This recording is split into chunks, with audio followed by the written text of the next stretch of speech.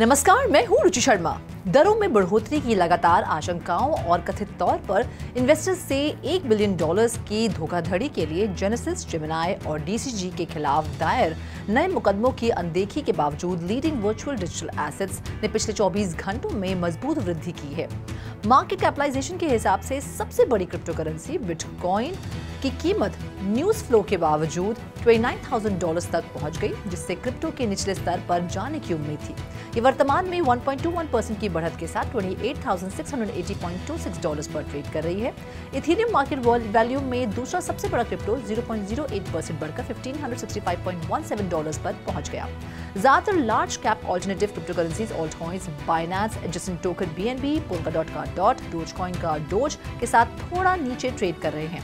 Solana में नए trend को खारिज करते हुए दिन के दौरान 5% की छलांग लगाई।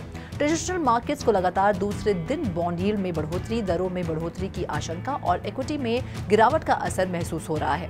ग्लोबल फाइनेंशियल क्राइसिस के बाद पहली बार US 10-year treasury yield top 5% तक पहुंचने का खतरा है। पिछले 24 घंटों में ग्लोबल क्रिप्टो मार्केट कैप 0.99% बढ़कर $1.09 ट्रिलियन हो गई। इस तरह टोटल क्रिप्टो मार्केट का वॉल्यूम 2.13% बढ़कर $40.8 बिलियन हो गया। DeFi का टोटल वॉल्यूम वर्तमान में $1.99 बिलियन है और सभी स्टेबल कॉइन्स का वॉल्यूम $38.11 बिलियन है, जो टोटल क्रिप्टो मार्केट के 24 आवर के वॉल्यूम का क्रमश 4.87% और 93.42% का प्रतिनिधित्व करता है। बिटकॉइन की डोमिनेंस वर्तमान में 51.21% है। दिन के दौरान 0.11% की वृद्धि हुई है। टॉप 15 टोकन का बैरोमीटर IC15 इंडेक्स 1.05% उछलकर 35,891.13 पर पहुंच गया। इस बीच XRP रिपल नेटवर्क से संबंधित एक क्रिप्टो करेंसी 6% से अधिक बढ़ गई, क्योंकि US Securities and Exchange commission ने रिपल लैब्स के चीफ एग्जीक्यूटिव ब्रैड गार्लिंगहाउस और चेयरमैन क्रिस लार्सन के खिलाफ आरोप हटा दिए। एजेंसी ने कहा कि वे कंपनी के खिलाफ डैमेजेस जारी रखेगी। काम के दौरान न्यूयॉर्क के इकोनॉमिक क्लब में US federal reserve chairman Jerome Powell की टिप्पणियां भी थी। पावेल ने संकेत दिया कि फेड नवंबर में रेट्स को अनचेंज रखेगा, लेकिन दिसंबर में संभावित बढ़ोतरी का विकल्प खुला रखा है। एक प्रमुख crypto currency investment firm greyscale ने स्पॉट बिटकॉइन ETF के लिए SEC को एक नया एप्लीकेशन प्रस्तुत किया है। फर्म ने टिकर सिंबल GBTC के तहत न्यूयॉर्क स्टॉक एक्सचेंज पर ग्रेस्केल बिटकॉइन ट्रस्ट शेयर्स को सूचीबद्ध करने के लिए 19 अक्टूबर को एक S3 फॉर्म रजिस्ट्रेशन स्टेटमेंट प्रस्तुत किया। ये ग्रेस्केल के अपने ग्रेस्केल बिटकॉइन ट्रस्ट को स्पॉट बिटकॉइन ETF में बदलने के चल रहे प्रयासों के अनुरूप आता है। Latest S3 registration statement securities act के तहत रजिस्टर्ड इक्विटीज सिक्योरिटीज की इनिशियल पब्लिक ऑफरिंग्स को लक्षित करने वाले टिपिकल S1 स्टेटमेंट का एक शॉर्टर वर्जन है। ग्रेस्केल ने पुष्टि की है कि GBTC फॉर्म S3 का उपयोग करने के लिए एलिजिबल है। एक छोटी फाइलिंग जिसमें इसके SEC खुलासे और रिपोर्ट शामिल है, क्योंकि इसके शेयर जनवरी 2020 से सिक्योरिटीज एक्सचेंज एक्ट 1934 के तहत रजिस्टर्ड किए गए थे। फोर्ब्स की रिपोर्ट है कि JP मॉर्गन और ब्लैकरॉक संभावित बिटकॉइन बुल रन की तैयारी कर रहे हैं, जो इथेरियम और रिपल को भी प्रभावित कर सकता है। रिपोर्ट से पता चलता है कि क्रिप्टो मार्केट में आने वाले महीनों में एक महत्वपूर्ण उछाल देखने को मिलेगा। एक झूठी रिपोर्ट के बाद बिटकॉइन की मार्केट वैल्यू अपने मौजूदा स्तर में सुधार से पहले $30,000 के निशान तक बढ़ गई थी। US Securities and Exchange Commission द्वारा BlackRock spot bitcoin exchange traded fund को मंजूरी दिए जाने के बाद रिपोर्ट में इस महीने क्रिप्टो क्षेत्र में big BlackRock led earthquake predict किया गया है। ये BlackRock spot bitcoin exchange traded fund की SEC की मंजूरी पर एक छोटी रिपोर्ट के बाद आई है। आने वाले महीनों में क्रिप्टो मार्केट में भारी उछाल आने की उम्मीद है। फोर्ब्स ने JP मॉर्गन के ब्लैकरॉक आधारित कोलैटरल सेगमेंट का उपयोग करने वाले पहले वॉल स्ट्रीट टाइटन के रूप में ब्लैकरॉक को पर प्रकाश डाला।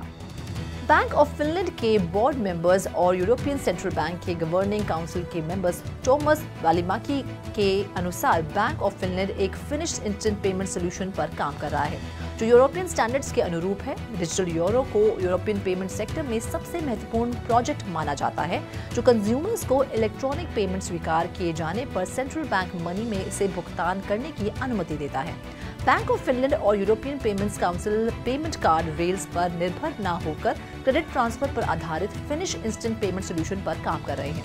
मेम्ब्रेन फाइनेंस ने फरवरी 2023 में यूरो द्वारा समर्थित एक फुली रिजर्व्ड स्टेबल कॉइन जारी की, जिसका उद्देश्य यूरोपीय लोगों को डिसेंट्रलाइज्ड फाइनेंस एप्लीकेशन के माध्यम से अपनी वेल्थ बढ़ाने के लिए प्रोत्साहित करना है।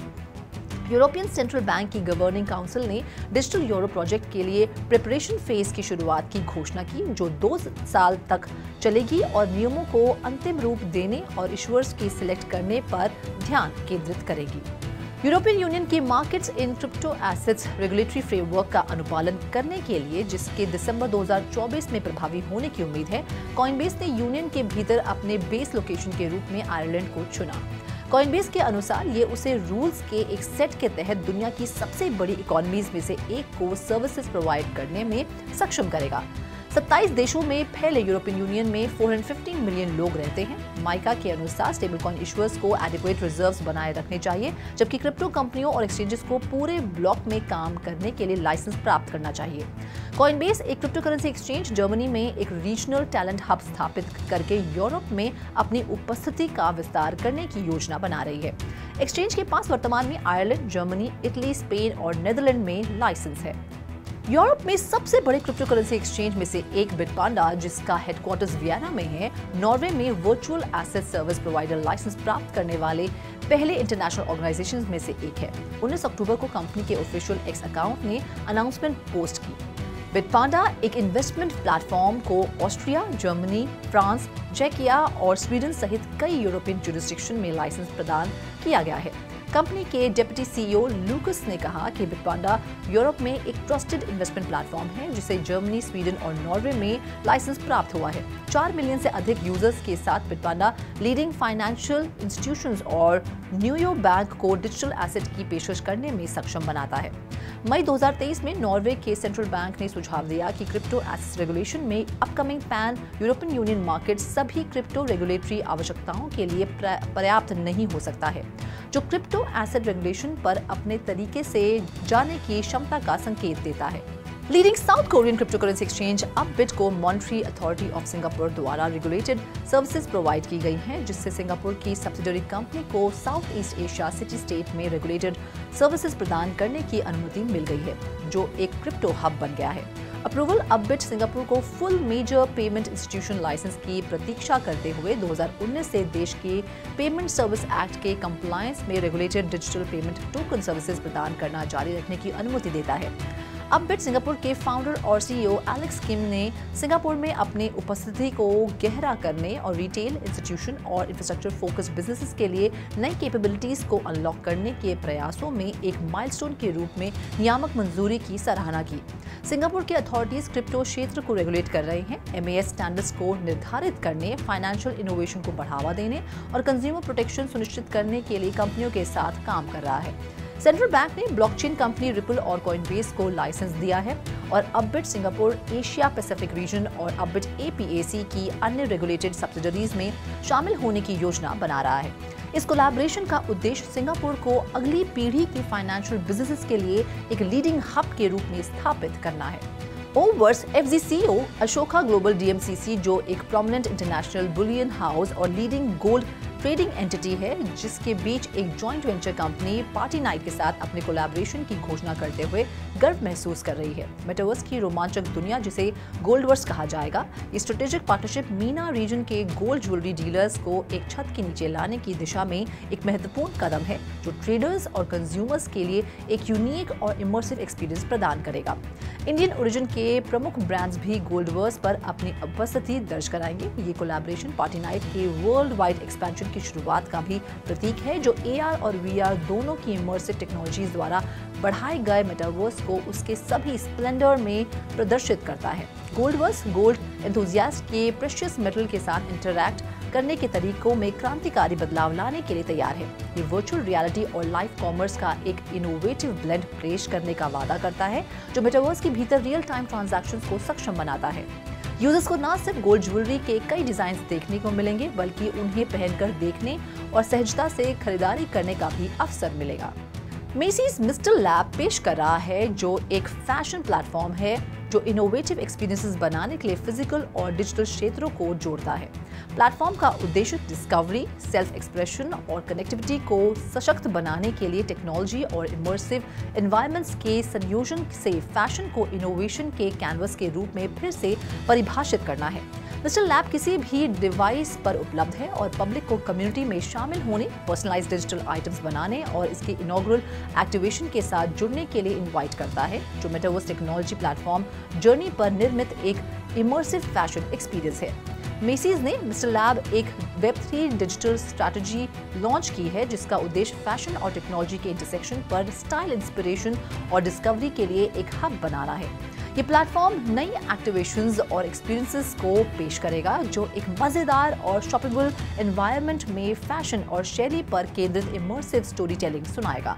इनॉग्रल एक्टिवेशन मेसी के नवीनतम ब्रांड ऑन 34th से प्रेरित न्यूयॉर्क का एक सररियलिस्टिक रिक्रिएशन है, जिसे इमर्सिव डिजिटल स्पेस की मेजबानी में विशेषज्ञता वाली कंपनी जर्नी के सहयोग से विकसित किया गया है।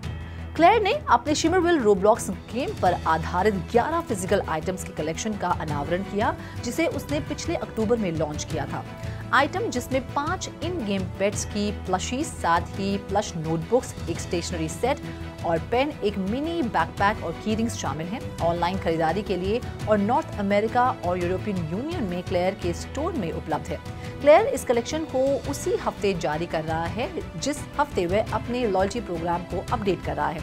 क्लेयर के chief marketing officer Kristen Patrick ने मॉडर्न रिटेल को बताया कि क्लेयर के शिमरविल को विकसित करने में physical merchandise natural next step था। एक ऐसा गेम जिसमें प्लेयर्स ड्रीम होम डेकोरेट कर सकते हैं, एक पेट रख सकते हैं, जॉब कर सकते हैं और क्लेयर के एक्सेसरीज और क्लोथ्स के साथ अपने अवतारों को तैयार कर सकते हैं।